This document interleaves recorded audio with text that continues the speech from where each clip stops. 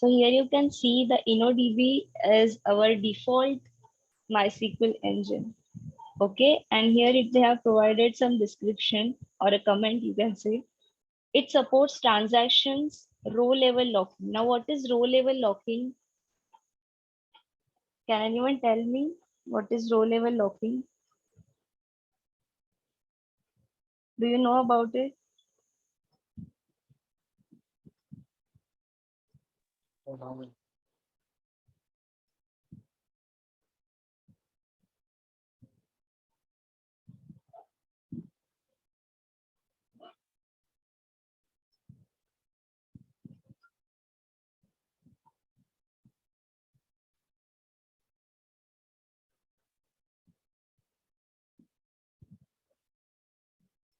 Hello,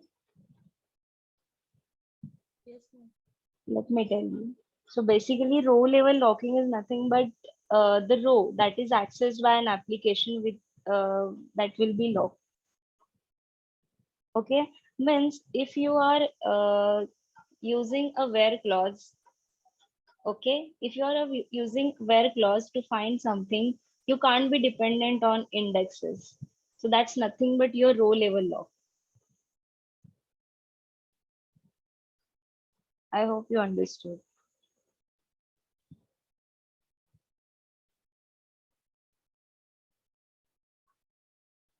Okay, and a level lock is the full table or the relation is fully locked.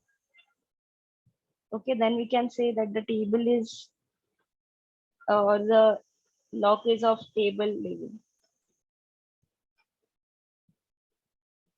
Okay, and row level lock is a little bit less restrictive as compared to other level of lockings.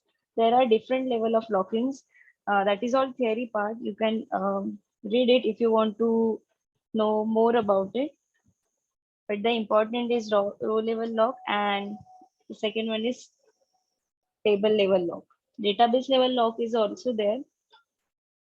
Okay, but this InnoDB provides us the row level locking. Now, as you can see, we are using the default engine InnoDB. It is most widely used storage engine, okay, with transaction support.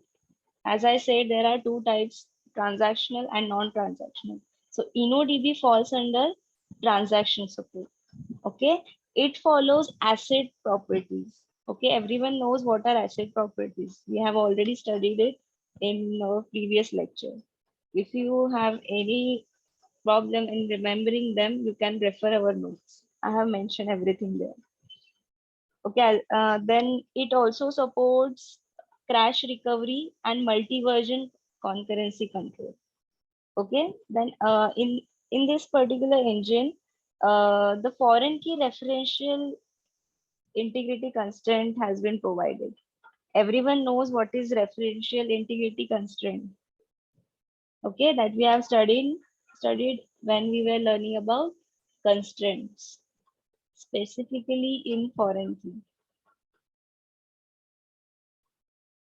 Okay, and it is for specialized use cases. Since the 5 point onwards version, we are using InnoDB as default engine. Before that, we were using MyISM engine. Okay, it is the original storage engine. It is also very fast and efficient for storage. Okay, and the major difference is that it is not a transactional type of engine. Okay, it is non-transactional type of engine. Okay, and it provides table level locking. It is also used in web and data warehousing. You people might obviously know what is data warehousing, right? So obviously you can conclude that it is also efficient for large amount of data. Then third and important, yes, it is memory storage that creates tables in memory. Okay, it is also one of the fastest engine, and it also provides table level locking, and it is also non-transactional type of engine. Okay, and especially memory engines are used to create temporary tables or quick lookups. Okay, with the help of this engine, you can create tables for temporary use. Okay, so whenever you will restart the database, everything that you have created previously will be lost or will be restarted. Okay, so you can't retain them for a long time. Then we have CSV type of engine, which stores the CSV files, as the name suggests. Okay, it provides great flexibility as well, because data in this format is easily integrated into other another applications. That's only one of the advantage of this. So can you tell me, is CSV engine transactional or non-transactional?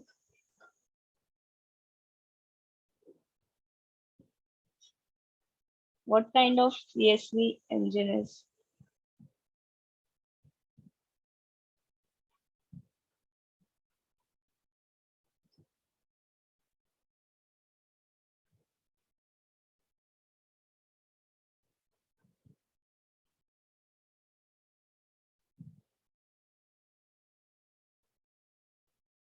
Obviously, it won't support transactions as it provides stable level locking. Everything in this file is, you can say, is already in table and rows format.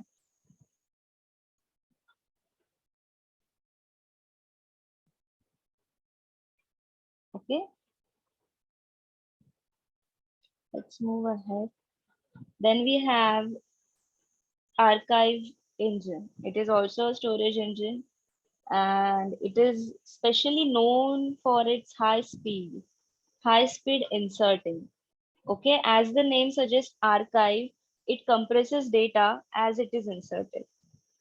Okay, so it requires or it stores maximum data with less storage. Okay, I hope you understood. And it is also a not non-support transactional engine.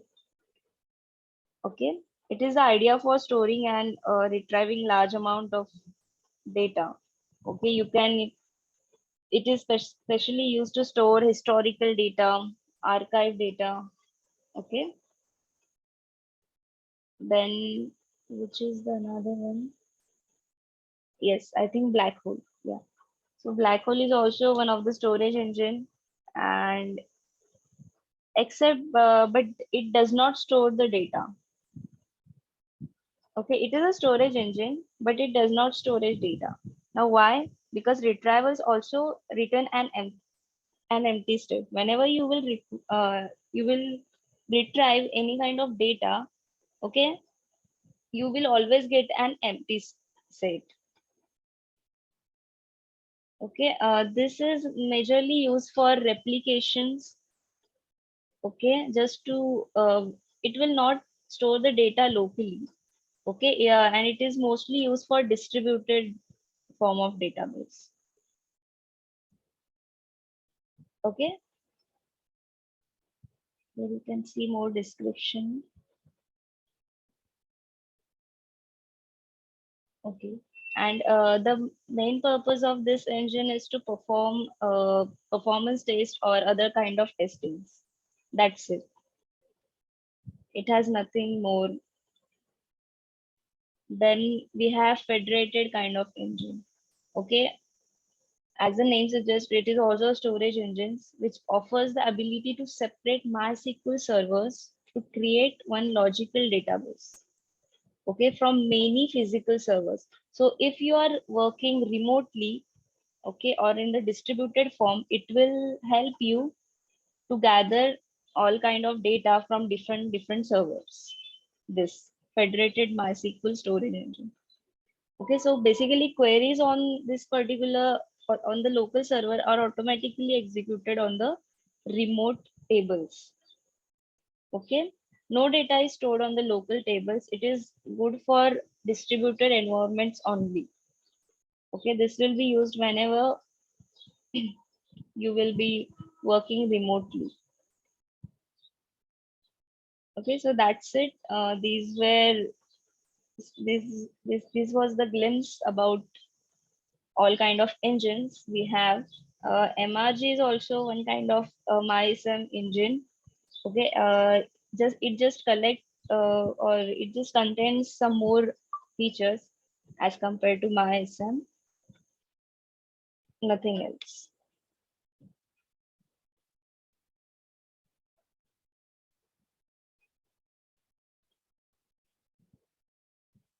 Okay, now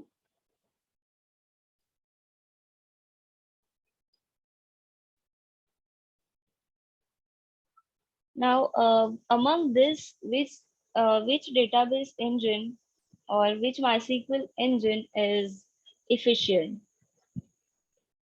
Okay, now every engine has its own purpose, its own way of functioning, right? Every engine has some different kind of purpose. So obviously we will require all this kind of engine for that particular situations. Okay, but in most of the cases, whenever we are dealing with some payment systems or when we are concerned about securities, okay, so we can't lose the sensitive data, right? So in such cases, InnoDB is the way to go, as it is a transactional support transactional support engine. Okay, and it also provides foreign key referential integrity constraints. So obviously it is going to be most safest for you. And if you plan to use this constraint, then the choice is obviously clear to use InnoDB.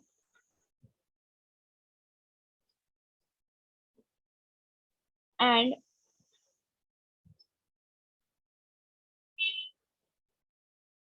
if you want to see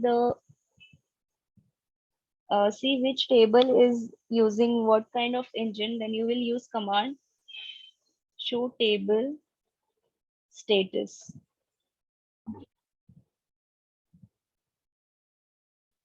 Let me check.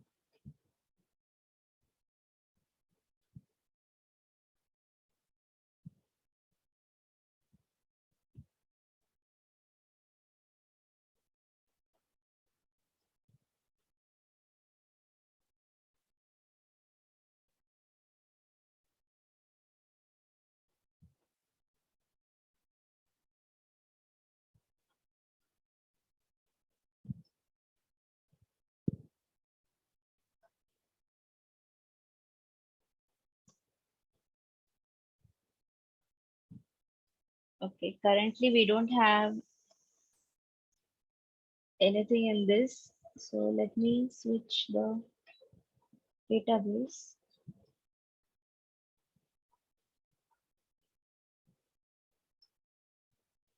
Okay, these are all tables that we have, and you can see inside the engine columns, we can see which table is acquiring which engine. Okay, as you all know that the default engine that we are using for MySQL is InnoDB. Okay, if you want to use any other engine, okay, so while creating the table, you will just have to mention that. Wait, like create table, your table name, let's say demo. We have, let's say currently it has only one column of type integer, and you will mention your engine like this.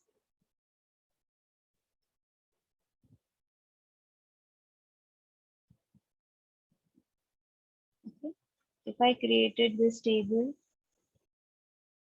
and again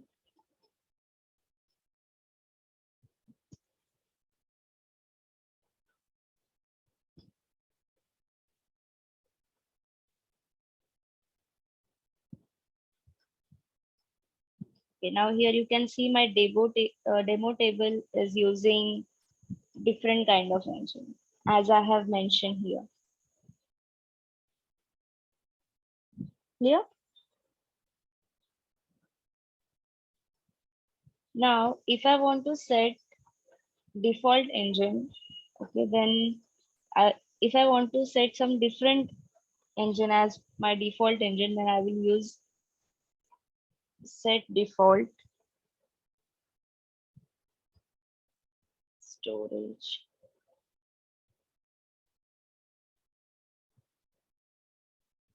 engine equal to um,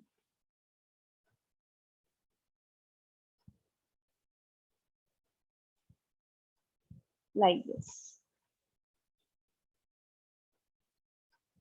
Now this will be my default engine. If I said show engines,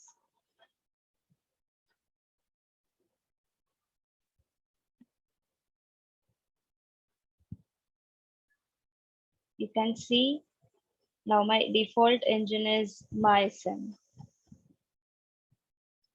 Understood? Any doubts till here?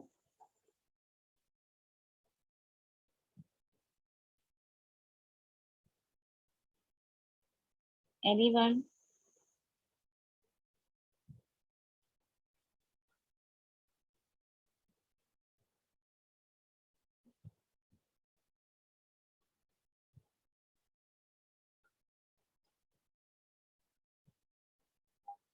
Similarly, there are different kind of engines for every different database management systems. Okay, just like we have different engines for MySQL, there are also different kind of engines for SQLite, for PostgreSQL, etc., etc. Okay, so sometime it is must to mention which kind of engine you are using. Okay, while we are programming using Python language. Okay. Uh,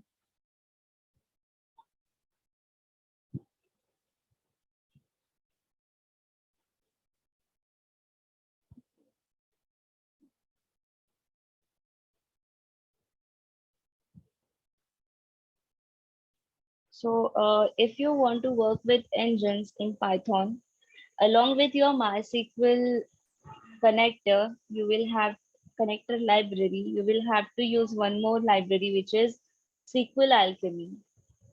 Okay, no matter whichever engine you want to specify, you will have to import that particular library. Okay, like this.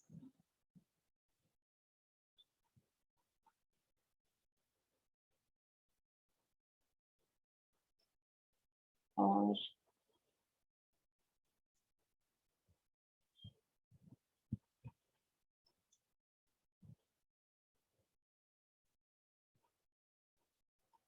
like this. Okay. So basically what this particular library does, this is the library provided by Python with the help of which you can perform operations with the help of ORM. Can anyone tell me, have you heard about ORM? What does it stands for?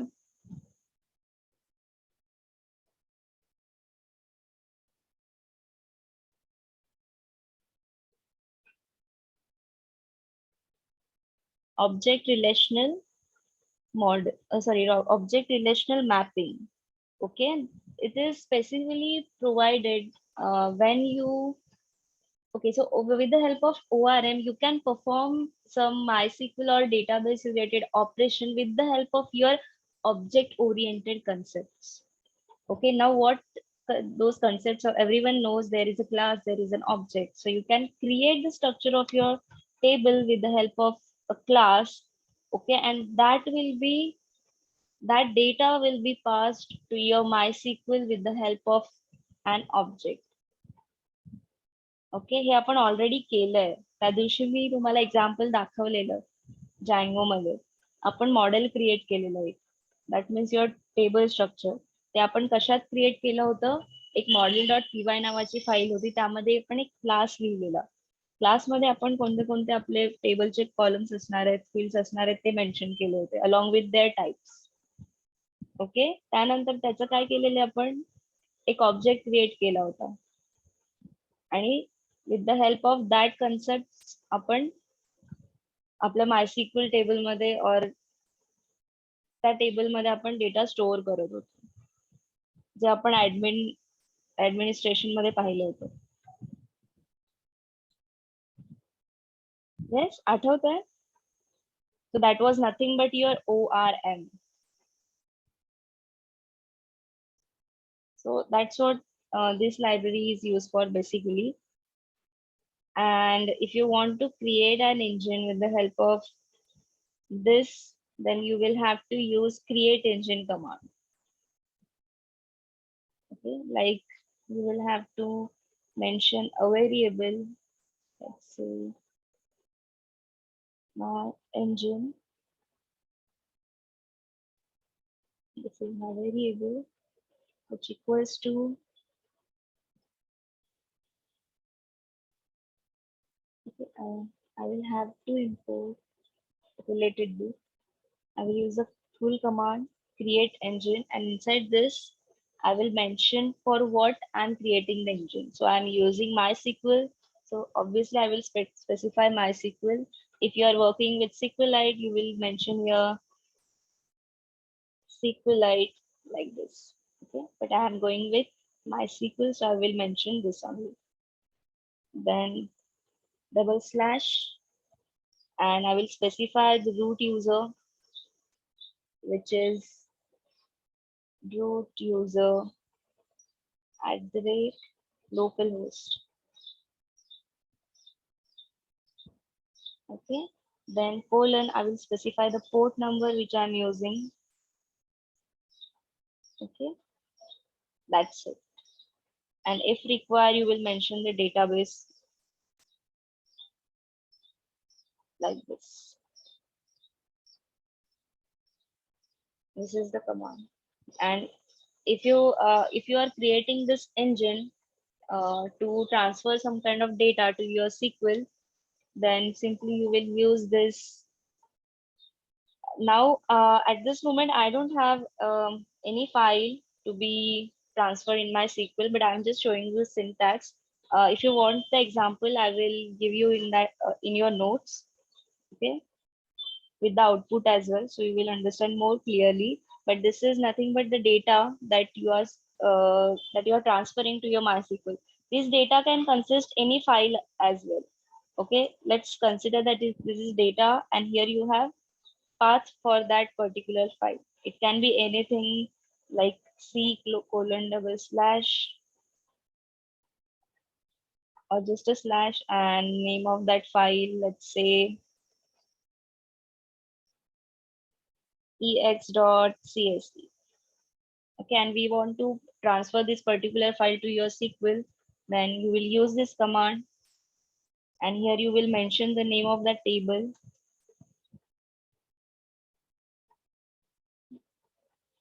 Here you will mention the name of that table. If it is something like this, comma, you will pass your MySQL engine. Let's say you have stored it in this variable. So this is the purpose you will need to create an engine. Got it? If someone asked you what is SQL Alchemy library, okay, you will have to say that if you want to perform any operations on your database or your any database management system in the form of ORM, then you will have to use this particular library. Okay. Again, this also has its own documentation. You can refer this if you want to learn this in depth. Okay. I hope everything is clear to everyone. Any doubts so far?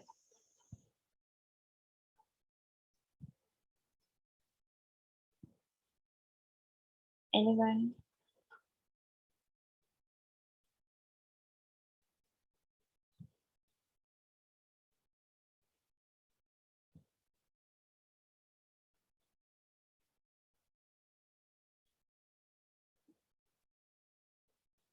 Do you people have any doubt regarding any topic that we have studied till now?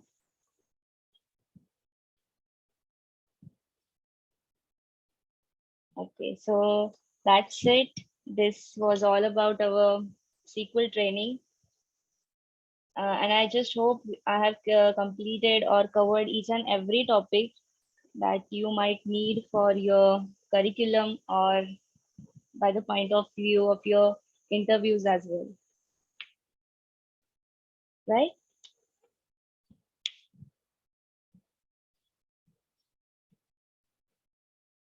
So, lastly, I will be providing you some material regarding whatever we have studied.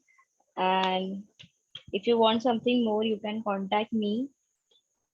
Okay, I'm ready to help you anytime, no matters. And I just hope it was a good time for all of you as well.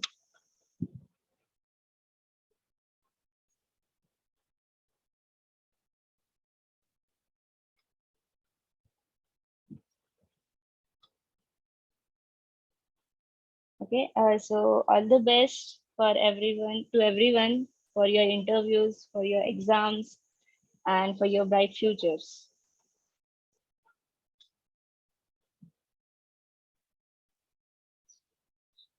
Yeah, and definitely I'm going to miss every one of you. So be in contact anytime. I'm ready to help you, whatever, no matter what you want, what you need. Okay. So can anyone tell me how was your time, or is there any feedback, any suggestions from anyone? I would really like to hear something from you.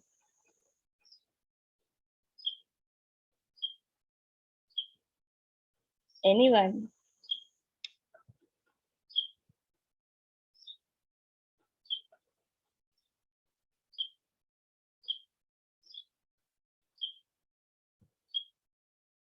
Okay, no worries. So that's it. If you people don't have any more doubts, you can leave the meet. Thanks a lot. Thank you very much. It was a good time. And all the best once again.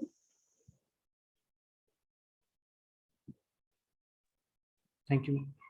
Yeah, welcome. Thank you, ma'am.